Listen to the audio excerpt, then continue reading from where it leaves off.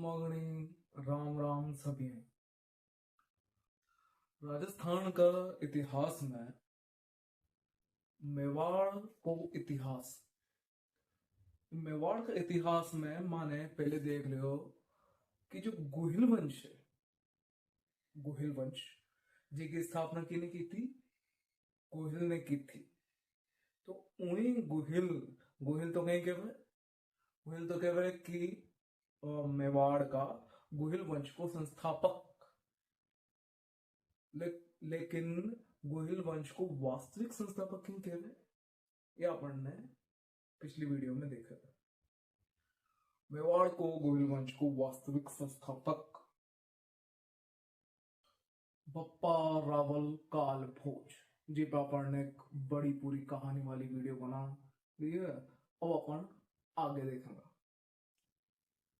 तो राजस्थान में मेवाड़ का इतिहास की अपन बात कर रहे थे। बप्पा रावल ने अपने शौर्य और पराक्रम से गुहिल वंश को मेवाड़ में बहुत मजबूती के साथ स्थापित कर दिया था।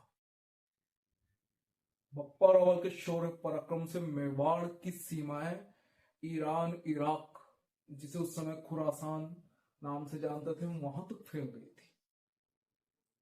तो बप्पा रावल ने बहुत बड़े साम्राज्य का निर्माण किया था। उस समय बप्पा रावल को सम्राट या चक्रवर्ती सम्राट ऐसे कुछ कहा जाता था। चक्रव एक उपाधि। अब उनके बाद क्या क्या हुआ, उनके बाद वाले की बात करें हम तो उनके बाद कौन कौन से राजा आए, तो वैसे तो बहुत राजा आए उनकी पीढ़ी में, लेकिन प्रमुख कौन? तो एक नाम हमको और मिलता है, खुम्माण। खुम्माण प्रथम। यह खुम्माण खुम्माण गुहिल वंश महाराणा प्रताप के सिसोदिया राजवंश के लिए वह नाम है जिस पर बप्पा रावल के समान ही गर्व किया जाता है। अब क्यों किया जाता है उस चीज को हम देखें। खुम्माण के बारे में हमको ज्यादा जानकारी नहीं मिलती है, लेकिन हमको खुम्माण रासो जो किसने लिखी थी? दलपत विजय। ये दलपत विजय की जो खुम्माण रासो है उसमें खुम्माण ने क्या क्या किया था उस बारे में हमें पता चलता है। यहां राजा खुम्माण के समय ऐसा बताते हैं कि खुरासान से एक अरब की मुस्लिम सेना का आक्रमण भारत की तरफ हुआ था और उस समय वहां बादशाह बताते हैं मामून। कर्नल जेम्स टॉड की बुक में उसका नाम हमको मिलता है मामून, क्योंकि उस समय की चीजें ज्यादा स्पष्ट नहीं है तो ये नाम में थोड़ी सी बहुत अदला बदली है, लेकिन फिक्स ज्यादातर जो लोगों ने नाम बताया वो मामून नाम है मिलता है। उस समय पूरी जो खलीफा की गद्दी को मामून संभाल रहे थे। उस समय जब चित्तौड़ पर मुस्लिम बादशाह का आक्रमण हुआ तो राजा खुम्माण ने भारत के अन्य राजाओं को एक पत्र लिखा और उसमें लिखा कि भारत भूमि के सम्मान और उसकी रक्षा के लिए मैं तो युद्ध करने जा रहा हूं। अन्य जो कोई भी इस मातृभूमि की इन मल्लेच्छों से रक्षा करना चाहता है वह इस युद्ध में शामिल हो सकता है, उसका स्वागत है। तो इस बात से राजाओं का स्वाभिमान जग गया। अपनी मातृभूमि के प्रति उनका जो प्रेम है शायद वो जग गया। तो 40 राजाओं ने, तो खुम्माण के साथ उस समय 40 राजाओं ने अपनी सेनाओं को भेजा और एक बहुत भयंकर भीषण युद्ध। उस युद्ध में खुम्माण ने जो पराक्रम दिखाया, जो शौर्य दिखाया, कहते हैं कि उसके बाद भी इन विदेशियों से, आक्रमणकारियों से 24 युद्ध हुए और खुम्माण ने उन 24 युद्धों में जो पराक्रम दिखाया उससे इतिहास में खुम्माण का नाम लिखा। वहां पर नॉर्मली एक कहावत चलती है कि अगर कोई ठोकर खा के गिर जाए, किसी कुछ लग जाए ना, तो उसे कहते हैं खुम्माण रखे, मतलब खुम्माण तुम्हारी रक्षा करे। आम लोगों में एक रक्षक के रूप में खुम्माण की छवि इतनी भयंकर बन गई थी कि भगवान रखे की जगह वो क्या कह रहे हैं, खुम्माण रखे। तो खुम्माण उनके लिए भगवान के समान रक्षक बन गया था। तो आम लोगों में इतना प्रचलित हो गया था।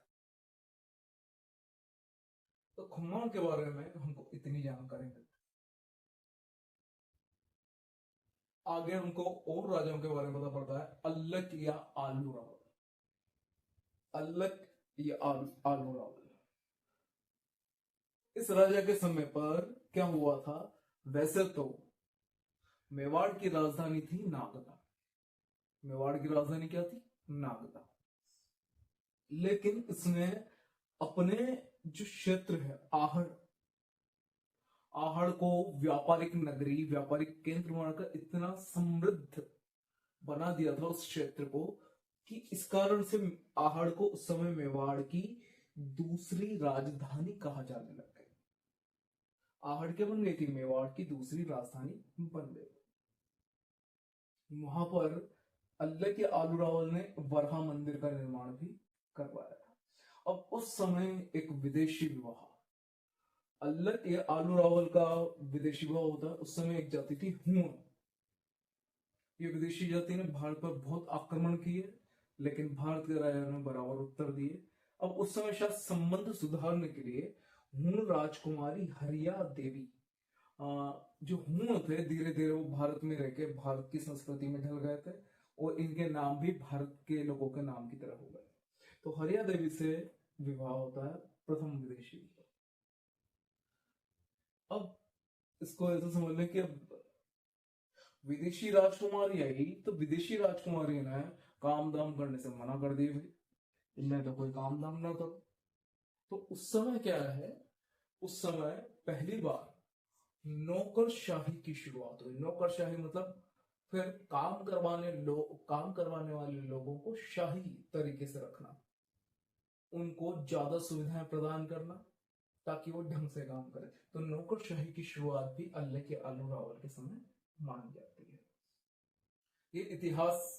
अब इसमें जो मुख्य बात है कि मेवाड़ की दूसरी राजधानी बन चुकी थी आहड़, एक समृद्ध नगर। वरहा मंदिर का निर्माण करवाया, हूण राजकुमारी हरिया देवी से विवाह और नौकरशाही की शुरुआत हुई थी उससे। आगे अब ज्यादा जानकारी न मिलकर कुछ छोटी छोटी जानकारी मिलती है कि इसी वंश में आगे रण सिंह या कर्ण सिंह नाम के राजा, उनके दो पुत्र थे, शेम सिंह, राह। राहप ने किसी एक ऐसे राजा को हराया था जो अपने नाम के उपाधि के रूप में राणा उपाधि लगाता था। तो जब राहप ने उन्हें हराया तो राणा उपाधि उससे छीनकर खुद ले ली और उस टाइम से राहप ने गुहिल वंश में राणा शाखा की शुरुआत की, जैसे हम कहते हैं ना महाराणा।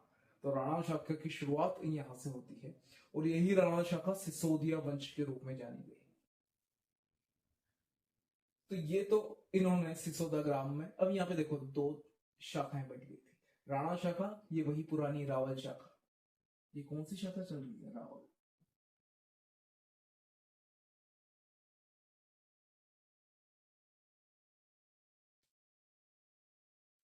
रावल शाखा में शेम सिंह।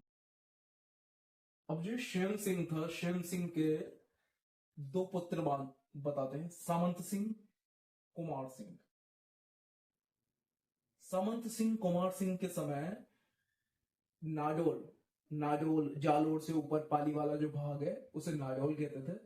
तो वहां पर जो राजा राज कर रहा था, कीतू या कीर्तिपाल चौहान, नाडोल के चौहान वंश हम पढ़ेंगे तो उसमें पढ़ेंगे इसका नाम।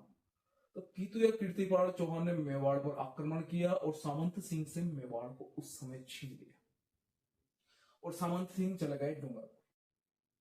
लेकिन इनका जो छोटा भाई था उससे ये बर्दाश्त नहीं हुआ था। उसने की नहीं, मुझे तो अपनी मातृभूमि को वापस लेना है। कुमार सिंह दोबारा मेवाड़ पर आक्रमण करता है और मेवाड़ को पुनः प्राप्त करता है। तो ये तो हो गई सामान्य सिंह, लेकिन अब इसमें विशेष क्या है, ये जो सामंत सिंह नाम है, कई जगह इनका नाम मिलता है समर सिंह। ये समर सिंह, अब इन समर सिंह का संबंध बताते हैं पृथ्वीराज चौहान। ये पृथ्वीराज चौहान के मित्र और बहनोई दोनों थे। पृथ्वीराज चौहान की बहन प्रथा का विवाह समर सिंह से हुआ। अब जब शहाबुद्दीन गोरी के साथ युद्ध हुआ था उसमें समर सिंह की भी मृत्यु हो गई थी। लेकिन बताते हैं उस समय जब बाद में कुतुबुद्दीन ऐबक का हमला होता है मेवाड़ पर, तो समर सिंह के मर जाने के पश्चात जो इनकी रानी थी कर्म देवी, विधवा थी। देखिए अब ये विधवा है लेकिन सती नहीं हुई। राजस्थान, ये राजस्थान का इतिहास एक ऐसा इतिहास है जो आपकी आंखों पर से कई पर्दे उठाएगा। भारत के बारे में, राजस्थान के बारे में कई यूं कहें भ्रम हमारे दिमाग में डाले गए। कर्ण देवी राजपूत थी, क्षत्रिय थी। अपने पति की मृत्यु के पश्चात ये सती नहीं हुई। आगे हम और देखेंगे। दूसरी बात, महिलाओं को तो दबाकर रखा जाता था, महिलाओं को शिक्षा नहीं दी जाती थी। तो उस पर सुनिए, ये कर्मा देवी जब चित्तौड़ पर किसने आक्रमण करा? कुतुबुद्दीन ऐबक ने। कुतुबुद्दीन ऐबक ने जब आक्रमण करा तो एक कर्म देवी थी, कर्म देवी ने पूरा मोर्चा संभाला। जितने भी अन्य राजपूत सामंत राजा थे, कर्मा देवी के अंडर में इन्होंने काम किया। और कर्मा देवी के कर्मा देवी के निर्देशन में इन्होंने पूरा युद्ध लड़ा, युद्ध जीत के आए। एक महिला ने युद्ध का नेतृत्व किया, वो युद्ध को जीत कर आए। कब की बात कर रहे हैं हम? 1000 साल पुराने पृथ्वीराज चौहान के समय। यहाँ तो हमें कोई भेदभाव नहीं दिख रहा है। महिलाओं को दबाए रखना, पुरुषों का वर्चस्व कहाँ है? गायब।